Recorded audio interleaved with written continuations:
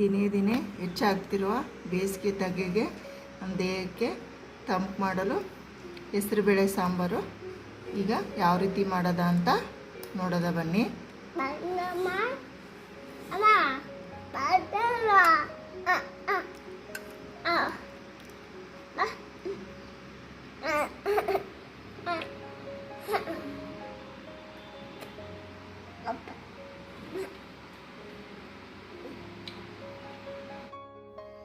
ಕುಡಿ. ಬೇಸಿಗೆ ಟೈಮಲ್ಲಿ ತುಂಬ ಸೆಕೆ ಇರುತ್ತೆ, ದೇಹಕ್ಕೆ ತಂಪಾದ ಪದಾರ್ಥ ಸೇರಿಸ್ಬೇಕು. ಅದಕ್ಕೋಸ್ಕರ ಈಗ ಹೆಸರುಬೇಳೆ ಸಾಂಬಾರು ಯಾವ ರೀತಿ ಮಾಡೋದು ಅಂತ ನೋಡೋದು ಬನ್ನಿ.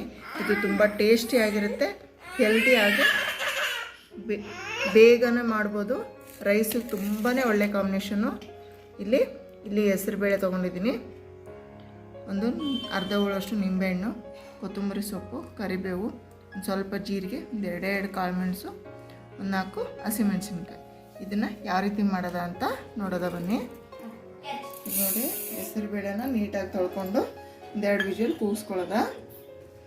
ತೊಳೆದ್ಬಿಟ್ಟು ನೀರು ಹಾಕ್ಕೊಂಡಿದ್ದೀನಿ, ಒಂದು ಚಿಟಿಕೆ ಅರಿಶಿನ ಹಾಕ್ಬಿಟ್ಟು ಇದನ್ನು ಒಂದೆರಡು ವಿಜಿಲ್ ಕೂಗಿಸ್ಕೊಳ್ಳೋದ.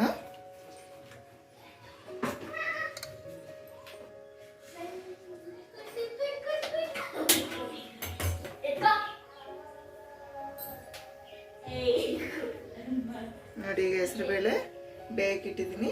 2 ವಿಜಿಲ್ ಕೂಗಿ ತಣ್ಣಗಾದ್ಮೇಲೆ ನೆಕ್ಸ್ಟ್ ಏನು ಮಾಡೋದ ಅಂತ ನೋಡೋದ. ನೋಡಿ, ಬೇಳೆ 2 ವಿಜಿಲ್ ಕೂಗಿಸಿ ಚೆನ್ನಾಗಿ ಬೆಂದಿದೆ. ನೋಡಿ, ಸ್ಪೂನಿಂದ ಇಷ್ಟು ಮಾಡಿಬಿಟ್ಟು ಫುಲ್ಲು ಮ್ಯಾಶ್ ಆಗೋಗಿದೆ. ನೆಕ್ಸ್ಟ್ ಏನು ಮಾಡೋದ ಅಂತ ನೋಡೋದ. ಈಗ ಒಗ್ಗರಣೆ ಹಾಕೋದ. ಇಲ್ಲೊಂದು ಸ್ಪೂನ್ ಎಣ್ಣೆ ಹಾಕಿದ್ದೀನಿ, 2 ಬೆಳ್ಳುಳ್ಳಿ ಜಜ್ಜಿ ಹಾಕೋತಾ ಇದ್ದೀನಿ,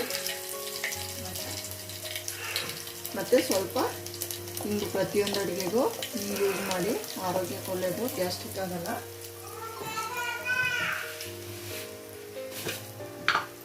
ಸ್ವಲ್ಪ ಸಾಸಿವೆ ಹಾಕ್ತಾ ಇದ್ದೀನಿ ಒಗ್ಗರಣೆಗೆ.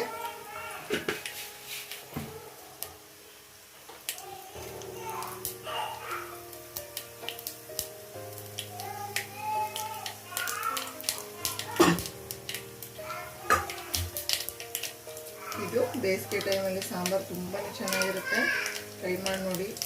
ದೇಹಕ್ಕೂ ಕೂಡ ತಂಪು, ಆರೋಗ್ಯಕ್ಕೂ ಕೂಡ ಒಳ್ಳೆಯದು. ನೋಡಿ, ಈಗ ಜೀರಿಗೆ ಮೆಣಸು ತೊಗೊಂಡಿದ್ನಲ್ಲ ಅದನ್ನು ಇದಕ್ಕೆ ಸೇರಿಸ್ತಾ ಇದ್ದೀನಿ. ಸ್ವಲ್ಪ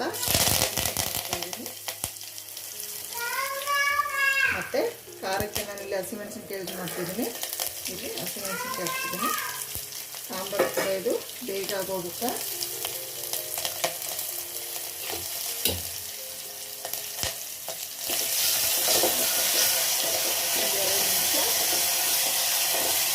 ಮೆಣಸಿನ್ಕಾಯಿ ಸಾಕು.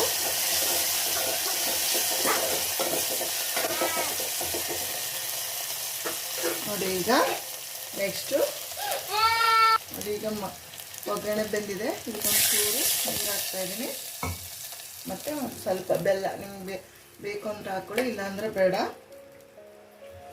ಈಗ ನೆಕ್ಸ್ಟು ಒಂದು ಸ್ವಲ್ಪ ಉಪ್ಪು ಹಾಕ್ತೀನಿ. ಅದಕ್ಕೇ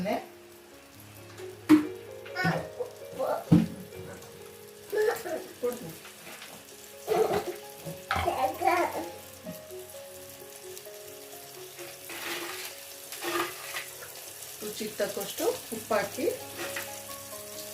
ನಾನಿಲ್ಲಿ ಸಾಂಬಾರಿಗೆ ಕಲ್ಲುಪ್ಪು ಹಾಕಿದ್ರೆ ಟೇಸ್ಟ್ ಜಾಸ್ತಿ.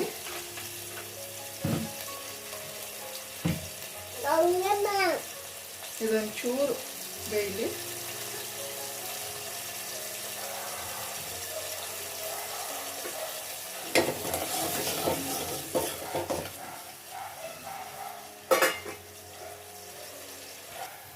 ಈಗ ಬೇಯಿಸ್ಕೊಂಡಿದ್ವಲ್ಲ ಹೆಸರುಬೇಳೆ, ಅದನ್ನು ಇದಕ್ಕೆ ಸೇರಿಸ್ಕೊತಾ ಇದ್ದೀನಿ.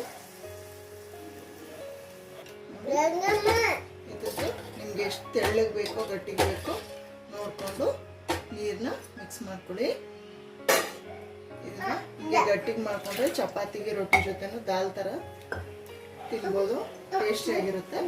ಅನ್ನಕ್ಕೆ ಅಂದರೆ ಒಂದು ಸ್ವಲ್ಪ ತೆಳು ಮಾಡ್ಕೋಬೇಕು. ಈಗ ನೋಡಿ, ಇದು ಒಂದು ಸ್ವಲ್ಪ ಕುದಿ ಬರಬೇಕು.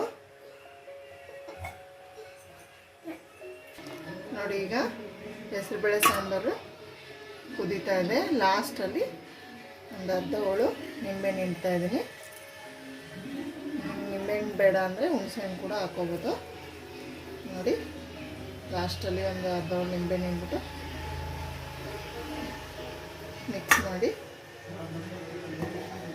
ಈಗ ನೋಡಿ ರುಚಿಯಾದ ಬಿಸಿಯಾದ ಹೆಸರುಬೇಳೆ ಸಾಂಬಾರು ಅನ್ನದ ಜೊತೆ ಸವಿಯೋಕ್ಕೆ ರೆಡಿ ಇದೆ. ಲಾಸ್ಟಲ್ಲಿ ಒಂದು ಸ್ವಲ್ಪ ಕೊತ್ತಂಬರಿ ಸೊಪ್ಪು ಹಾಕ್ಬಿಡೋದ.